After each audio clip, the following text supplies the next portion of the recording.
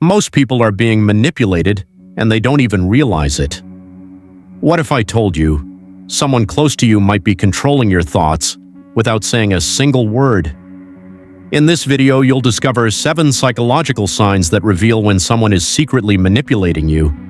Pay close attention, because once you see it, you can't unsee it. They make you feel guilty for things that aren't your fault. Manipulators shift blame. Even when they're wrong, you end up apologizing. They give you attention, then suddenly withdraw it. This creates emotional dependency. You start chasing their approval. They twist your words. You say one thing, they turn it into something else. And somehow, you're the one who feels confused. They act like the victim every time. Even when they hurt you, they make it seem like you hurt them. They isolate you. Slowly, they push you away from friends and family. So you depend only on them. They use your emotions against you.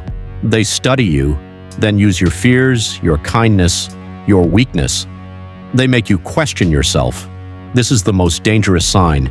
You stop trusting your own thoughts and start trusting theirs instead. If you recognized even one of these signs, be careful. Because manipulation doesn't look like control, it feels like influence. If you want to understand human behavior on a deeper level, subscribe now.